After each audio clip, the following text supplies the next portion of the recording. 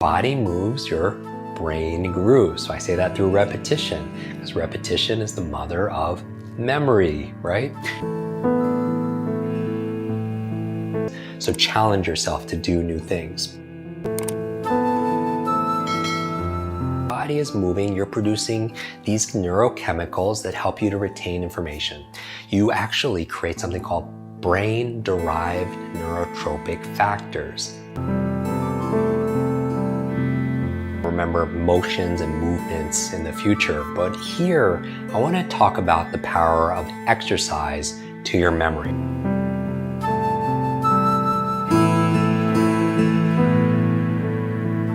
How is your memory? How is your brain? How's your focus? It is limitless. There are no limits. Remember, it's not the sky's the limit. Your mind is a limit. And often people shrink what's possible to fit their mind when they should be expanding their mind to fit all that is possible. So in this lesson, I want to talk about your physical body, your physicality, and how that relates to memory. Now, we're going to talk a little bit about how to remember motions and movements in the future, but here I want to talk about the power of exercise to your memory. Now, some of you may be very physically active, which is wonderful. I'm going to help refine some activities you could do to really help you to enhance your focus, your concentration, your energy levels, to clear brain fog and mental fatigue. Also, to move our bodies in ways that you hear me say, as your body moves, your brain grooves. So I want to talk about the power of movement, specifically to your memory. Now, the reason why I want to talk about this is in the comments, people say that they feel a little burnt out. Is that you? Do you feel a little burnt out? Do you feel a little exhausted? And part of it is because our visual vitality affects our mental vitality. Meaning if your eyes are strained because you're behind a screen all day, your visual focus is going to direct your mental focus. And so a lot of tiredness comes from just sitting down all the time, because the primary reason you have a brain is to control your movement. That's the number one reason you have a brain. But it's not just a one-way connection where your mind is controlling your body. As you move your body, it stimulates your mind, and that can be only good. What's good for your heart is going to be good for your head. So I want you to take some notes on this. I'm going to ask you to move around while we're doing this. In fact, if you can, stand up and join me for this lesson. Stand up if you can and join me for this lesson. Put everything else aside and let's do a little bit of physical exercise together. Now, I'm not talking about any specific modality. Like if you want to do CrossFit or you want to do Pilates, you want to do yoga, all of them, great. Whatever works for you, your body type, your lifestyle, your timing. What I want to talk about are some of the things that I do and some of the things our clients do to really enhance their brain performance, right? But we talk about when you listen to an audiobook or a podcast, and if you happen to be exercising, like maybe you're on an elliptical or you're doing something rhythmic, like you're going for a brisk walk, research shows that you will actually understand it and retain it. This is about memory better. And so that's kind of interesting, right? Because when your body is moving, you're producing these neurochemicals that help you to retain information. You actually create something called brain-derived neurotropic factors, BDNF. You can write that down, BDNF, which is like fertilizer for your brain. So you're getting oxygen, you're getting blood flow, you're getting more oxygen to your brain, and it overcomes mental fatigue. Now I want to show you a couple exercises you could do, and I want you to do this with me. First, let's do our super brain yoga together. All right, super brain yoga. How do you do it? With your left hand, I just want you to massage your earlobe. Great, on the opposite side, and then vice versa. On the opposite side, just massage your earlobe. And let's do this together, all right? Let's really do this. I don't want to be the only one doing this. Inhale and squat down. And you can go low. I'll stay here just so I'm on camera. And then exhale and come up. Inhale and go down.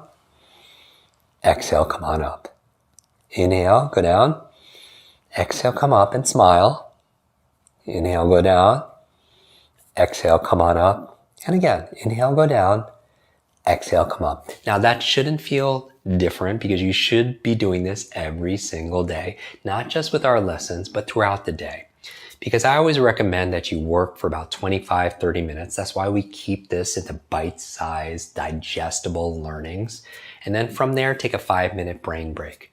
And you're breathing, you're hydrating, and most of all, you're moving, right? We know that when Steve Jobs, he wouldn't do a lot of sit-down meetings. He would do walking meetings. It would enhance his creativity. It'll help him to focus. And being outside, getting fresh air, clean environment, getting some sunlight, the vitamin D, very good for your nervous system.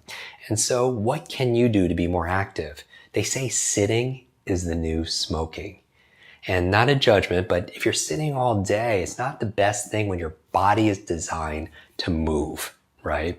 And so as your body moves, your brain grooves. So I say that through repetition, because repetition is the mother of memory, right? And so what we're going to do is we're going to encourage ourselves to move more often. And so you did the super brain yoga. Now let's do our cross crawls, an area of study called educational kinesiology.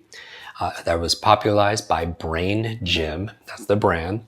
And cross crawls is where you're raising one knee, touching it with the opposite hand or elbow, and you're going to alternate. And the idea here is when you're crossing the midline, you're actually encouraging communication between your left and your right brain, right? I always talk about a little bit about the theory. And so raise your knee, touch it with the opposite hand, and just keep on alternating, going back and forth, back and forth. Remember, you could go use your elbows and just bring up your knees. I'm bringing up my knees and just kind of enjoy this and move around. And these are the things that I do before I study, before I get on to a work conference video, before I need to present. I want my best self there, so you move your body. Remember this, that static thinking usually comes from a static body. And if you want your thinking to be agile, you need your body to be agile also as well. But the key is putting your mind into your muscle. And that's what mindfulness is. When I have people brush their teeth with the opposite hand for the past 30 years, what it does is not only does it make you present, but it exercises a different part of your brain, because one part of your brain controls the opposite side of your body and vice versa. And God forbid, somebody who has had head trauma or a stroke. If the stroke is on one side of their brain, if there's paralysis that manifests, it's usually on the opposite side of the body, because there's a brain-body connection. Even though your brain is part of your body, this controls this. But it's not one way, that using a different part of your body could actually stimulate a different part of your brain. So do this with me. Let's do something simple. Let's get our mind into our muscle. I just want you to just go back and forth with your hands. Just go back and forth. Maybe you're typing or you're writing. You're doing these exercises, which is important to do, to move around. And now what I want you to do, instead of doing them in unison, I want one side of your body, one hand, to go twice as fast. Instead of just doing this back and forth, I'm going to do it like this. You're going to go 1, 2. Do you see that? One side is exactly twice as fast. And you can reverse it also as well. You could go like this. Do you see that? Try this now. Try this with me. And you're not going to get it perfect, because just like tying your shoes or doing something different, maybe you weren't great at it the first time, but it shows you how you can progress, right? Here's another one. Try this. I want you to imagine you're pulling energy towards you. All right, do you see this? Pulling energy towards you. And you're going in circular motion towards you. If I'm going to change this up a little bit, I just want you to see this. I'm pulling energy towards me. You see that? And now I want you to reverse one of them. Just reversed one side. So instead of this coming here, I'm going to come here and then go out. You see that? Or I could reverse this. So I want you to try this. Do this with me, so I'm not the only one that's doing this. And breathe. Now, most people are still doing this.